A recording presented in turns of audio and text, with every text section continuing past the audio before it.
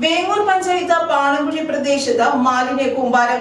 പാറമടയിലും റോഡരികിലും മാലിന്യം തെള്ളുന്നത് മൂലം പരിസരവാസികൾ ബുദ്ധിമുട്ടിലാകുന്നു. വേങ്ങൂർ പഞ്ചായത്തിലെ പാണങ്കുഴി പ്രദേശത്ത് അനധികൃതമായി മാലിന്യം തെള്ളുന്നത് വ്യാപകമാകുന്നതായി പരാതി. പ്രദേശത്തെ പാറമടയിലും റോഡരികിലും ഹോസ്പിറ്റൽ വേസ്റ്റുകൾ, പ്ലൈവുഡ് വേസ്റ്റുകൾ, പ്ലാസ്റ്റിക് മാലിന്യങ്ങൾ തുടങ്ങി വിവിധ തരത്തിലുള്ള മാലിന്യങ്ങൾ നിക്ഷേപിക്കുന്നത് മൂലം സമീപവാസികൾ കടുത്ത ബുദ്ധിമുട്ട് അനുഭവിക്കുകയാണ്.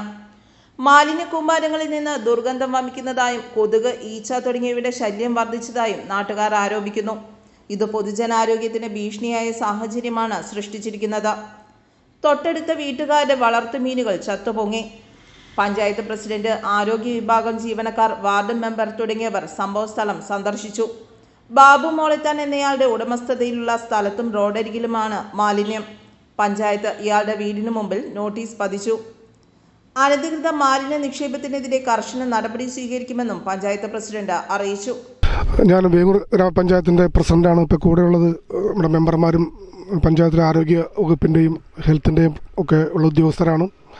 നമ്മുടെ വേങ്ങൂർ ഗ്രാമപഞ്ചായത്തിൽപ്പെട്ട ഈ പാണങ്കുഴി എന്ന് പറയുന്ന സ്ഥലത്ത് ഈ മോളത്താൻ ബാബു എന്ന് പറയുന്ന ആളുടെ വീടിൻ്റെ പിൻവശത്തായിട്ട് മുൻപ് പ്രവർത്തിച്ചുകൊണ്ടിരുന്ന, എന്നാൽ ഇപ്പോൾ ഉപേക്ഷിക്കപ്പെട്ട നിലയിലുള്ളൊരു പാറ മടയിൽ ഈ മാലിന്യങ്ങൾ നിക്ഷേപിക്കുന്ന ഒരു വിവരം പഞ്ചായത്തിന് കിട്ടിയതിനെ തുറന്നിട്ട് ഉടനെ തന്നെ പഞ്ചായത്തിലെ ഹെൽത്ത് വിഭാഗവും മെമ്പർമാരൊക്കെ സ്ഥലത്തെത്തിയപ്പോൾ ഈ മടയിൽ കുറേ പ്ലാസ്റ്റിക് മാലിന്യങ്ങൾ ചാക്കിൽ കെട്ടിയ നിലയിൽ ഇങ്ങനെ കൂട്ടിയിടിക്കുന്നതായിട്ട് കണ്ടു.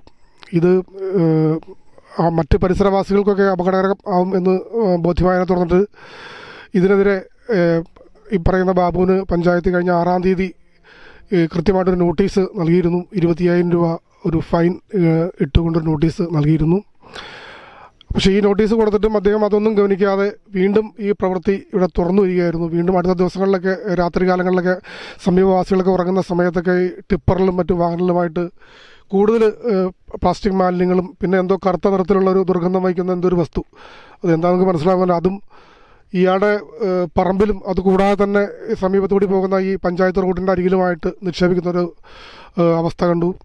പ്രത്യേകിച്ച് മഴ പെയ്തപ്പോൾ ഈ പാറ കുളം നിറഞ്ഞിട്ട് ഈ അഴുക്കും ഈ വിഷവസ്തു എന്ന് സംശയിക്കുന്ന ഈ സാധനങ്ങളൊക്കെ അടുത്ത പറമ്പിലേക്ക് ഒഴുകുകയും തൊട്ടടുത്ത് താമസിക്കുന്ന ശാന്ത എന്ന് പറയുന്ന ചേച്ചിയുടെ പുരയിടത്തിൽ അവർ വളരെ കാര്യമായിട്ടൊരു മീൻകുളം ഉണ്ടാക്കി വളർത്തുന്ന ആ മീനുകൾ മുഴുവൻ ചത്തുപോകുന്നൊരവസ്ഥയുണ്ടായി. ഇതുകൂടാതെ ഈ വെള്ളം താഴേക്ക് ഒരു കൈത്തോട് വഴി ഒഴുകിയിട്ട് പാടശേഖരയിലേക്ക് എത്തുന്ന ഒരു അവസ്ഥയായിരുന്നു.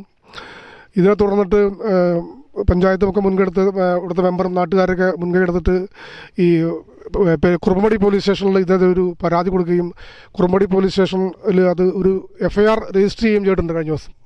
അതിൻ്റെ അന്വേഷണം നടന്നുകൊണ്ടിരിക്കുകയാണ്. ചില വണ്ടികൾ ഇവിടെ വന്ന് വേസ്റ്റ് ഇട്ടിട്ടുള്ള ചില വണ്ടികളെക്കുറിച്ചുള്ള സൂചനകളും കിട്ടിയിട്ടുണ്ട്. അത് ആ വണ്ടി റിക്കവർ ചെയ്യുന്നുള്ള നടപടിയായിട്ട് പോലീസ് മുന്നോട്ട് പോകുന്നുണ്ടെന്നാണ് നമുക്ക് അറിയാൻ സാധിച്ചത്.